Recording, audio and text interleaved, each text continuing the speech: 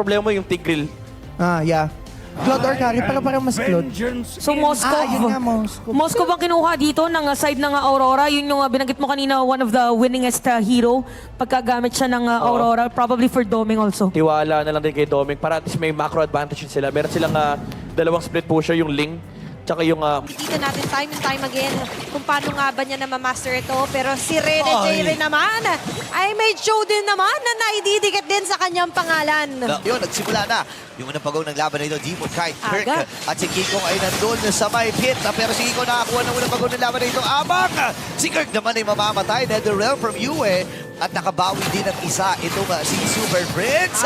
At si Brusco naman ay sumuro din. King Kong, naku, pinagwawashing-washing na naman ang mga members dito ng Hinatak Team Aurora at si Edward. Napakunat na talaga. Kaya lang ang problema ay wala na rin silang panapos doon. So atras na muna ang Fnatic Onyx at Team Aurora. Grabe din yung commitment dito ng Aurora. Even using Edward's penalty zone there.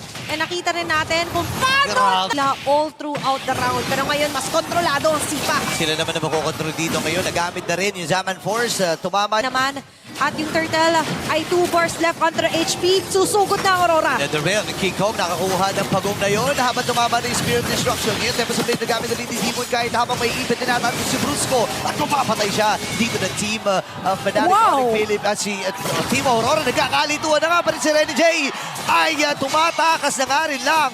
And si Edward ay umaatras. Si Kera at si King Kong ang pumupuro sa kanya doon at napatay nga. Rene J ay sobrang crucial sa pagpasok ng laban na ito. Naagawan pa, hindi. Nakuha pa rin ni Demon kahit habang nandun yung Sipa. Na sumakto na. Ito yung hinahanap. Rene J nakakonekta rin ng isa. Habang si Bruce naman ngayon magiging puti rin nila. Nagamit rin Netherrealm.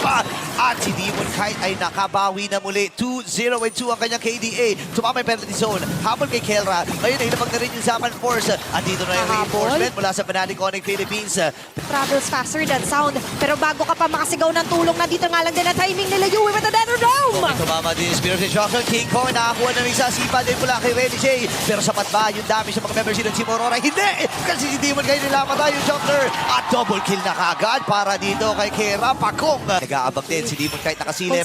Nagamit yung conceal ni Brusco. Inaabangan niya na pumasok. Itong si Demon kahit marami mga nag-spend na ulit dito. At si Edward naman ang magiging punti niya. Nagamit na the force yung Netherrealm. Ngayon tumatama din yung mga pokes. And Rene J umatras with that shield. And Jet Kundo, pero sabi ng Fnatic Onyx, huwag na natin patrasin si Rene J. Ang Superman family narito na, pero tinamaan pa. Napa!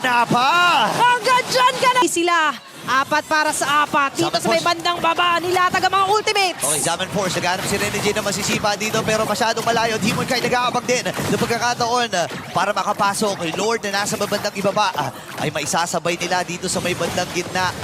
Tuloy-tuloy lang ang Fnatic Onyx Philippines at ang pagkapit ng Team Aurora ay nandun pa rin. At dito yung Lord, mabilis pa rin naman matutunang makakadepensa dito ang Aurora. Pero ang hindi nila maasahan ay sabay-sabay na pala ang pag-angat dito ng mga minions ng Fnatic Onyx Philippines sa bayan ng dalawang jungle sa may bandang taas. Wala pa rin naman mapipitas. Pero sila Rene J dito, nakikipag-showdown, nakikipag-manuyobra lang dito sa Fnatic Onyx Philippines. Walang mababasag na Mr. Red. Pero para sa Fnatic Onyx Philippines, it's all about the patient game here para sa game number 3. Grabe, parang kanina. Ng ating mapa!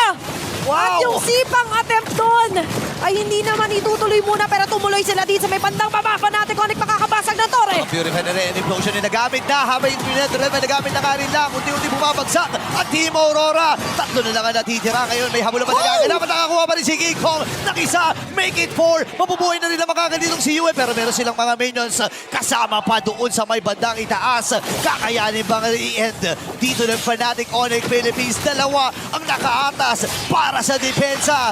At kumakatok na nga ang Fnatic Onyx patungong upper bracket finals.